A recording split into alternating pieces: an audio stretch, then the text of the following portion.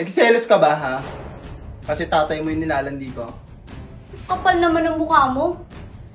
Saan ka kumukuha ng lakas ng loob para sabihin yan? Ikaw naman, no? Sige na, huwag ka na magselos.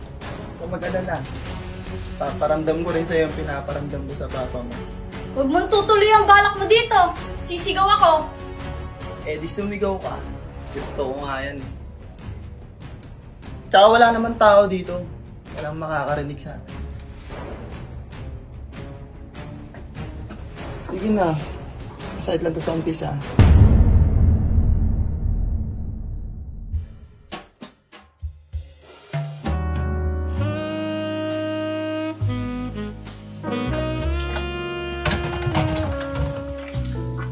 Ano ba?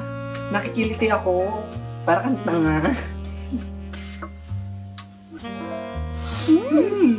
Bango mo talaga. Ano naman kailangan mo? Wala. Bawal ba maging sweet? Nakakainis ka!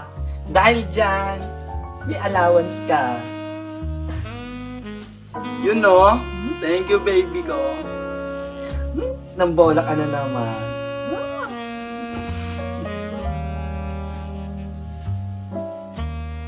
Ano ba yan pa? Ang sagwa niyong tignan. Oh anak, nandiyan ka na pala. Oy lalaki, bakit hindi ka pa umalis sa pamamahay namin? Wala ka namang naitutulong dito. Pupunta ka lang dito pag kailangan mo ng pera?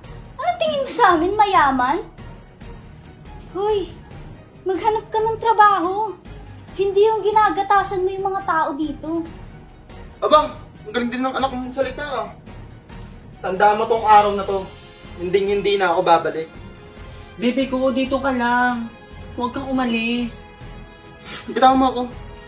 Tanda mo tong araw na to. Talagang nagbabanta ka pa, ah. Umalis ka dito. Huwag na huwag ka nang babalik.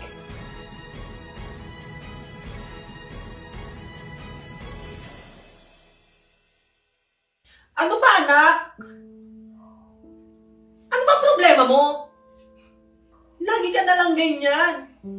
Minsan na nga lang ako bisitahin ng tao. Pinastos mo pa. Anong problema ko? Problema ko, binibigyan mo ko ng kahihiyan. Lagi na lang ako nakukutya sa labas. Na bakla yung tatay ko at kung sino-sinong lalaki yung kasama. Pa, tingin mo ba nakakatuwa yung ganun? Punyeta naman pa. Kung gusto mong maging maayos ako sa'yo, ayusin mo muna pagkatao mo. Grabe ka naman magsalita, anak. Kahit ganito ako, magulang mo pa rin ako. Matuto ka namang rumispeto sa akin. Kahit kailan, hindi mo makukuha yung respeto ko. At talagang sinusubukan mo ako.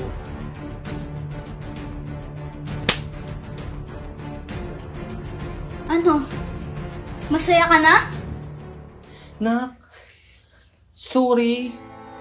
Nabigla ako. Sorry mo mukha mo.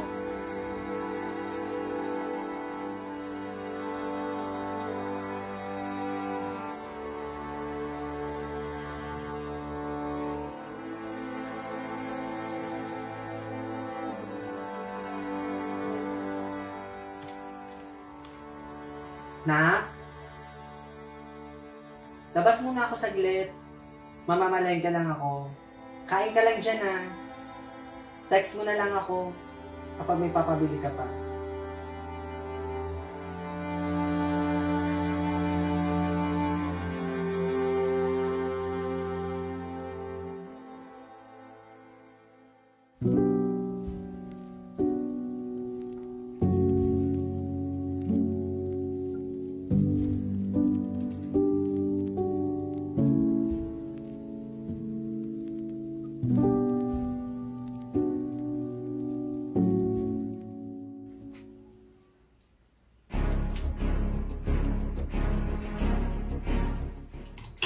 Oh, nasan tatay mo? Oh, bumalik ka pa dito. Di ba sabi ko huwag ka nang babalik? Alam mo ikaw, ba't ba galit ka sa akin? Nagselos ka ba, ha? Kasi tatay mo yung nilalandi ko. Kapal naman ang mukha mo. Saan ka kumukuha ng lakas ng loob para sabihin yan? Ikaw naman, no? Sige na, huwag ka na magselos. Huwag mag-alala. Paparamdam ko rin sa'yo yung pinaparamdam ko sa papa mo. Huwag mong tutuloy ang balak mo dito. Sisigaw ako. Eh, di sumigaw ka. Gusto ko nga yan eh. Tsaka wala naman tao dito. Walang makakarinig sa atin. Sige na. Aside lang to sa umpisa. Anong ginagawa mo sa anak ko? Tarantado ka? Pinagtanggol pa naman kita sa anak ko? Tapos ito lang igaganti mo? Binigay ko lahat sa'yo. Tapos ito lang isusukulin mo kawalang yaan. Simula ngayon, ayoko na makita yung pagmumukha mo. Lumayas ka na sa pamamahay ko. Alis!